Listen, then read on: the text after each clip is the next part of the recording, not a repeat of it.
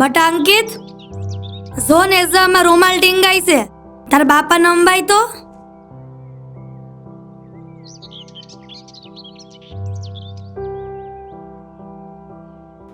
કેમ બટા અંકિત આજ ઘરે છો? નિહાળી નથી ગયો તું? એ તમે ગામમાં રહ્યો છો કે સીમમાં? આજ વાઘ બારસ છે ને કાલ ધનતેરસ છે, અને છોકરાનું દિવાળીનું વેકેશન એ પડી ગયું છે. અંકિતની બા દર વર્ષે તો 15 દી પહેલા ખબર પડી જતી હતી કે દિવાળી આવે છે, અને આ વર્ષે તો તમે મા દીકરે અણહાર જ ન આવવા દીધી. હેની અણહાર? હું હેની અણહાર? આ વર્ષે તે કે અંકિતે કઈ લેવાનું વેન કર્યું, એમાં મને ખબર જ ન રહી કે દિવાળી આમી ગઈ. દર વર્ષે તો આપણે બોટાદ જઈને લુગડા લેતા અંકિતાથી સાંદલિયાની ડબ્બીઓ, પ્લાસ્ટિકની બંદૂકડી, નંબરિયાવાળી ઘડિયાળ, આ બધું ન લાવતા આપણે, અને કાંચી તેજાના જલેબીને ફાફડા ખાઈને બોટાદથી ઘરે આવતા. આ વર્ષે આપણે બોટાદ નથી જવું. પણ હું કામ બોટાદ નથી જવું? બસ નથી જવું. અંકિતની બા ઈ તો મને ભૂલાઈ ગયું હતું કે નવા વર્ષનું અટાણું કરવાનું બાકી છે, પણ હવે તો યાદ આવી ગયું ને, એમાં ગઢીરી ન કરવાની હોય.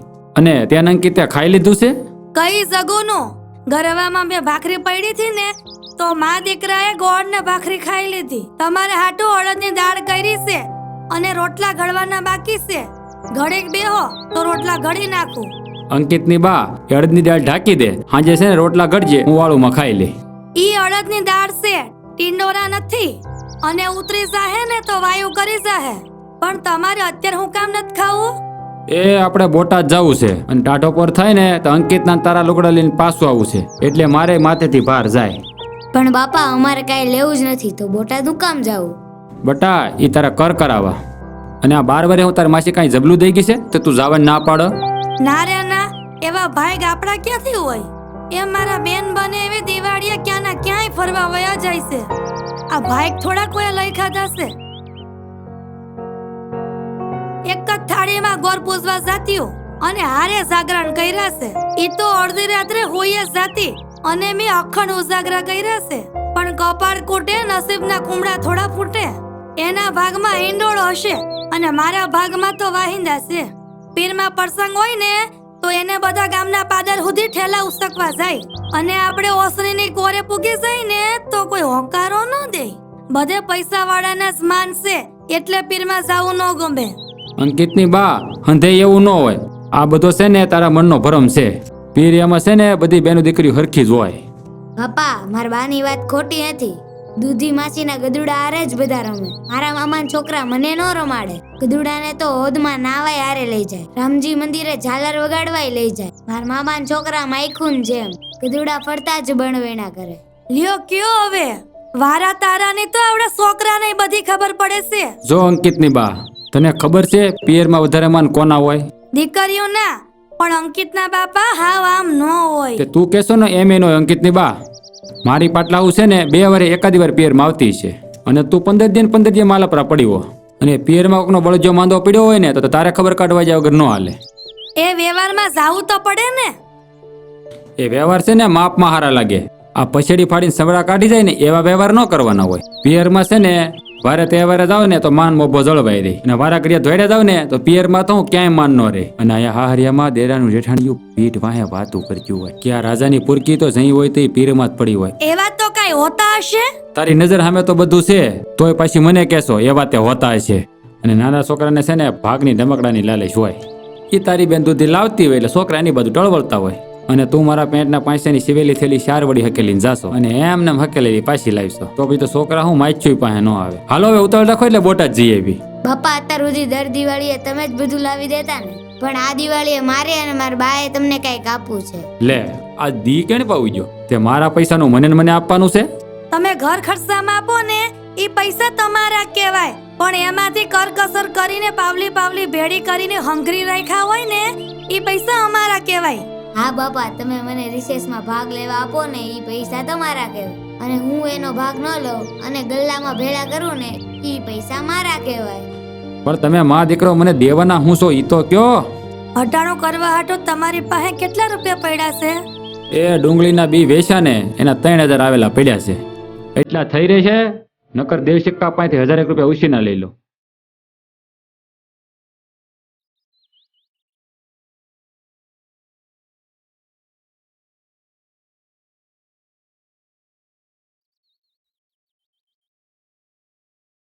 જો બાપા આ ગલ્લામાં 80 રૂપિયા છે.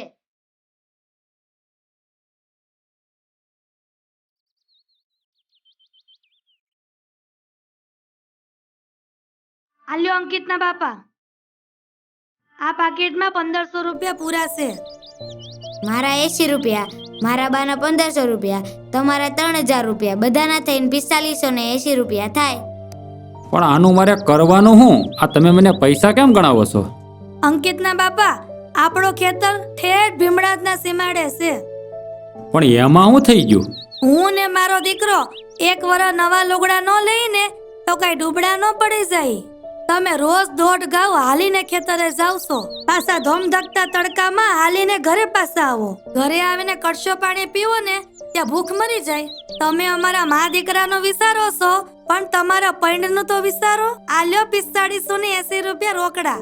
કાલ ધનતેરસ છે ને તો તમારા હાટુ બોટાદ જઈને નવી નોકર સાયકલ લેતા આવજો. અરે ગાંડી, હું તો પગપાળા વાડીએથી આવવા જવામાં ટેવાઈ ગયો છું. પણ નવા વર્ષમાં આપણે જે ગામ ગમતરે જઈએ અને મહેમાન આવે તો વેહ તો હારો ધરવો પડે ને.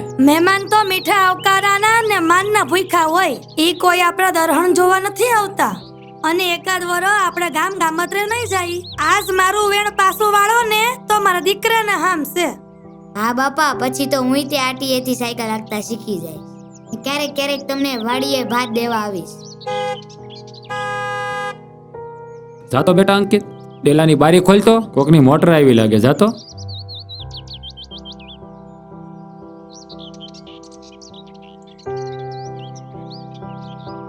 મમ્મી, દૂધી માસી આવ્યા.